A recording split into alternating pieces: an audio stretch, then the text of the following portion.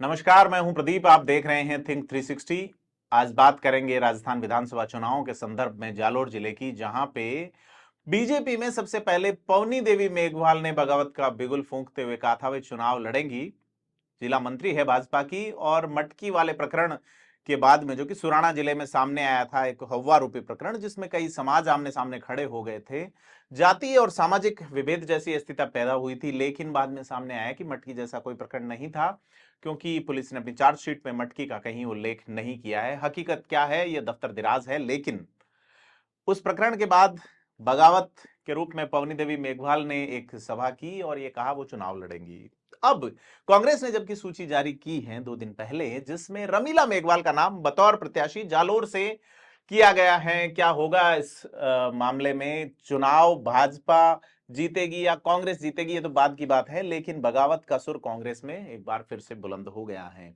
जी हां, यह वो जालोर हैं जहां पर बीते 15 साल से बगावत थमी हुई थी।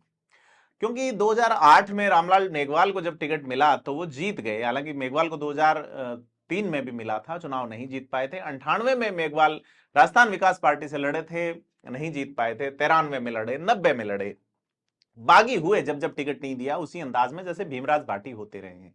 अब रामलाल मेघवाल ने रमीला मेघवाल का टिकट जारी होने के बाद बगावत का सुर बुलंद किया है।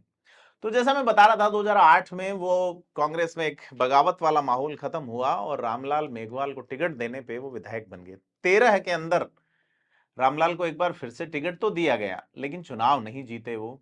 2018 का चुनाव, जहां रामलाल मेघवाल का टिकट कटता है तो वो मंजू मेघवाल को नकारते हैं। मंजू मेघवाल महिला प्रत्याशी के नाते टिकट दिया गया जालोर विधानसभा सीट से।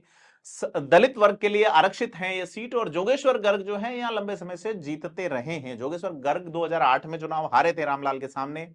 2013 में जोगेश्वर गर्ग का टिकट कटा था और अमृता मेघवाल को यहां से टिकट दिया गया था। अमृता मेघवाल नया चेहरा, दिल्ली में पढ़ी लिखी और पाली मूल की रहने वाली, और उनका जो ससुराल जालोर में है, तो उनको बीजेपी ने युवा चेहरे के रूप में महिला को जालोर से टिकट दिया और पहली महिला विधायक वो जालोर से बनी।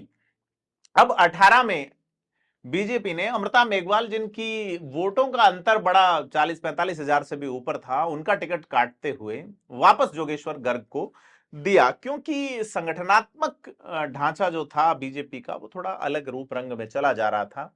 आरएसएस से जुड़े रहे हैं जोगेश्वर गर्ग, और जोगेश्वर गर्ग उस वक्त राजस्थान अनुसूचित जाति के प्रदेश अध्यक्ष हुआ करते थे जब रामनाथ कोविंद, जो कि बाद में राष्ट्रपति बनाए गए, वो राष्ट्रीय अध्यक्ष हुआ करते थे अनुसूचित जाति बीजेपी के। रामनाथ कोविंद और जोगेश्वर गर्ग की नजदीकियां खासी रही हैं। कोविंद 2017 में राष्ट्रपति बनते हैं और गर्ग बुलाए जाते हैं राष्ट्रपति भवन शपथ ग्रहण समारोह में।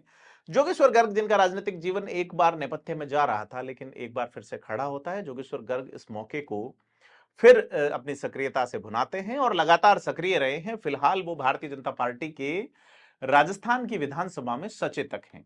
जी हां, जो विप जिसको बोलते हैं कांग्रेस की ओर से, एक यानी कि सत्ताधारी दल की ओर से एक सरकारी सचेतक होता है, जो पद महेश जोशी के पास रहा। और एक पद, एक सिद्धांत का दावा, और तमाम जो 25 सितंबर वाली घटना थी उसमें वो जो इस्तीफे लेने वाले, नकली इस्तीफे, जिनको बाद में हाईकोर्ट में भी सरकार ने कहा कि ये तो फोटोकॉपियां थी, उसकी सदारत करने वाले महेश जोशी, जो फिलहाल अपनी टिकट के लिए दंडवत हो रहे हैं कई जगह पे और जूझ रहे हैं, लेकिन टिकट फिलहाल कांच में भी दिख नहीं रही है उनको। ऐसे में महेश जोशी जो है वो सचेतक थे, फिर इस्तीफा दे दिया। महेंद्र चौधरी उप सचेतक हैं।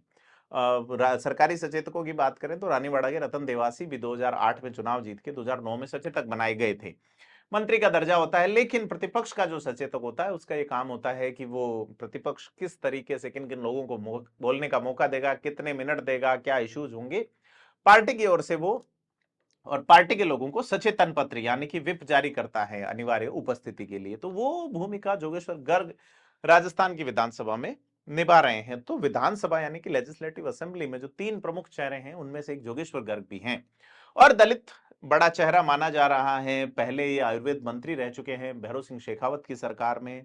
तिरंगा यात्रा जब निकली थी बहुत, आज से करीब 30 साल पहले, 32-33 साल पहले, उस वक्त जोगेश्वर गर्ग ने इस्तीफा दिया था। जोगेश्वर गर्ग जो बूटा सिंह के सामने एक बार चुनाव लड़े थे लोकसभा का, तब उनका प्रचार करने के लिए प्रधानमंत्री रहे। बाद में अटल बिहारी वाजपेयी भी आए थे, अस्पताल चौराहे पे सभा हुई थी। लेकिन अपन बात कर रहे हैं विधानसभा चुनावों की, तो विधानसभा चुनाव में अब गर्ग 2018 में वापस विधायक बन जाते, हालांकि सरकार नहीं बन पाती। एक बार फिर से बीजेपी ने जोगेश्वर गर्ग को मौका दिया है। मेघवाल समाज एक बड़ा समाज है। अब यहां पे 2018 का जब टिकट दिया गया था, रामलाल मेघवाल का जब टिकट काटा गया और मंजू मेघवाल को टिकट दिया, तो रामलाल ने सीधा विरोध दर्ज करवाया था। उस समय के जो उप प्रभारी थे और उस इलाके के यानी जालोर इलाके के जो प्रभारी थे विवेक बंसल, उनके सामने सीधे तौर पे जोगेश्वर गर्ग ने राहुल गांधी की सभा से पहले ही कई आपत्तिजनक आरोप लगाए और टिकट काटने में कई सारे ऐसे हवाले दिए जिनका उल्लेख करना मैं यहां उचित नहीं समझता। लेकिन वो महिला को, एक लोकसभा क्षेत्र में एक महिला को टिकट दिया जाना था और इसी नाते ये टिकट एडजस्ट किया गया है यहाँ पे। अब चूंकि नाराजगी मंजू मेघवाल से 2018 में थी, वो मंजू मेघवाल बाद में एक पत्र भी जारी करती है जब लोकसभा चुनाव का फीडबैक लिया जा रहा था पुखराज पाराशर के खिलाफ, लेकिन उस पत्र को भी दफ्तर दराज कर दिया गया। परंतु जो आमने सामने थे, रामलाल मेघवाल और मंजू मेघवाल आमने सामने थे, वो आज एक साथ बैठे हैं और उन्होंने ये कहा है कि अब मिलके बागी होकर चुनाव लड़ेंगे, कांग्रेस के खिलाफ जाएंगे। कांग्रेस में यहां स्थानीय प्रत्याशी की डिमांड थी और स्थानीय को नहीं देकर रानीवाड़ा की प्रधान रह चुकी जिला परिषद सदस्य रानीवाड़ा, जो यहां से करीब 100-150 किलोमीटर दूर हैं, वहां से आप प्रत्याशी ला रहे हैं, ऐसे में उन्हें स्वीकार नहीं किया जाएगा। तो कांग्रेस के प्रत्याशी का विरोध बीजेपी से भी बड़ा भारी शुरू हुआ है। जालोर में दोनों ही जो पार्टियां हैं उसमें मुद्दा पहले था कि सुराणा मटकी प्रकरण तय करेगा कि चुनाव का हालात क्या होगा, लेकिन उससे पहले ही चुनाव होने से पहले ही तय हो रहा है जातीय हालात पे। क्योंकि मेघवाल समाज एक बड़ा समाज है और पाली जालोर सिरोही में एक भी टिकट मेघवाल समाज के व्यक्ति को नहीं दिया गया है। आसपास भी देखें तो बिलाड़ा में भी अर्जुन लाल गर्ग को टिकट है। जो बाड़मेर जिले की जो चौटन सीट है वहां जरूर आदूराम मेघवाल को टिकट दिया है बीजेपी ने, सामने पद्माराम मेघवाल। कांग्रेस काफी टिकट दे रही है, सामान्य सीट जैसलमेर पे भी वो रूपाराम मेघवाल धनदेव को टिकट दे रही है। तो मेघवाल समाज एक बड़ी कम्युनिटी है। एक 14 परगना जो रेवदर वाला इलाका है, यहाँ भी पहले नीरज डांगी को टिकट मिलता था, लेकिन यहाँ भी इस बार मोतीराम कोहली को टिकट दिया गया। तो मेघवाल समाज का कहना है कि हमें उपेक्षित किया जा रहा है।